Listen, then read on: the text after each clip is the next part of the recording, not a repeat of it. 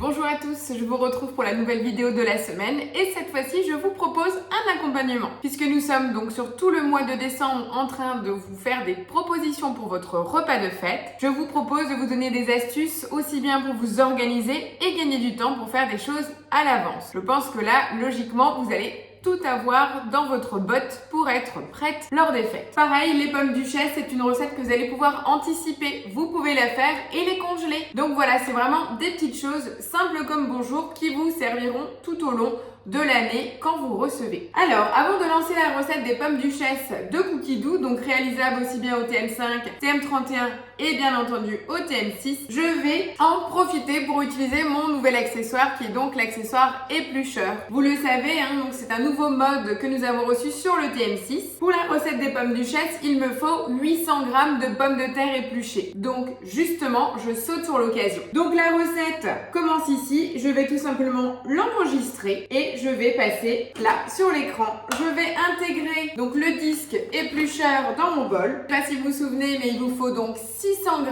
d'eau et je vais mettre mes 800 g de pommes de terre. Et avant de mettre le couvercle, n'oubliez pas la petite goutte d'huile, tout simplement pour limiter en fait le côté mousseux que l'on retrouve avec l'amidon de pommes de terre. Je vais sur le mode éplucher et je vais donc partir pour 4 minutes. C'est parti! Voilà, les 4 minutes viennent de se finir. Je vous montre le résultat. On a là maintenant nos pommes de terre qui sont déjà épluchées. Donc 4 minutes, les 800 g.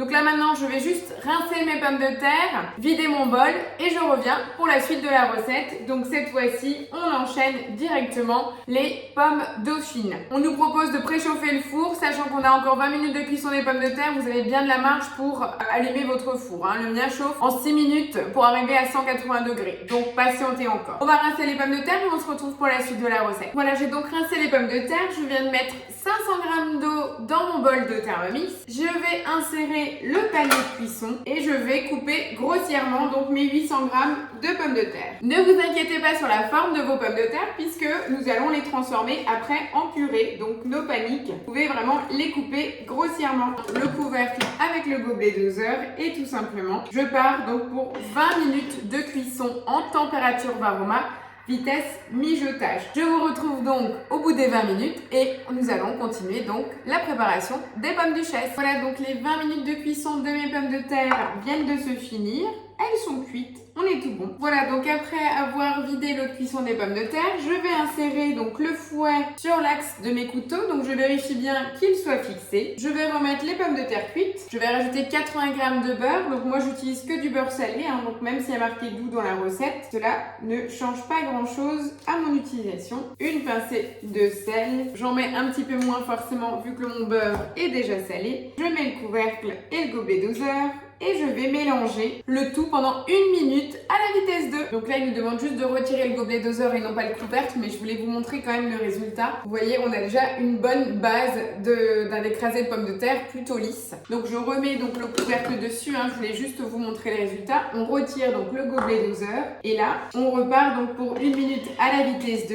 Et là, on nous demande bien d'ajouter en fait un à un les jaunes d'œufs. Donc je les ai préparés. Donc là, j'en ai préparé 4 déjà sur 5. Puisque tout simplement, j'estime que c'est comme la pâte à choux. En fonction de la taille de vos jaunes d'œufs, vous allez devoir ajuster. C'est-à-dire que pour l'instant, je préfère partir sur 4 et constater. Si c'est trop sec, je rajoute le 5e. Si c'est suffisamment mouillé pour avoir une pâte consistante, je ne rajoute pas le 5e. Ça, c'est vraiment à l'œil. Et voilà, on a comme une purée, à part qu'elle est nettement plus enrichie, puisqu'on a aussi bien donc du beurre et surtout les 5 jaunes d'œufs qui vont donner la consistance recherchée. On nous demande donc de retirer le fouet, et donc là on va transvaser la purée pomme de terre dans une poche. Donc j'ai toujours mes poches jetables, je vais intégrer un embout cannelé, privilégier un diamètre assez gros. Je vous montre l'astuce pour ceux qui nous rejoignent sur la chaîne. J'intègre donc la douille, je rentre, et là tout simplement j'utilise mon panier de cuisson du TM5 pour recouvrir en fait toute la surface du panier pour avoir une grande surface pour transvaser l'ensemble de la matière. Donc là j'ai une belle couleur jaune, ça vient aussi des œufs fermiers. Et là n'hésitez pas à racler puisqu'on va mettre la totalité de la purée dans la poche à douille. Donc là je vais pousser l'ensemble de la matière. Je vais également couper le petit embout donc de la poche et je vais venir avec une corde pousser la totalité de la matière dans ma poche. En fait, ça m'évite d'avoir des bulles d'air et j'ai donc la matière qui arrive. Maintenant que je suis prête à pocher mes pommes duchesse, je vais allumer donc mon four en chaleur tournante à 180 degrés. Donc là, on est bien d'accord, c'est chaud,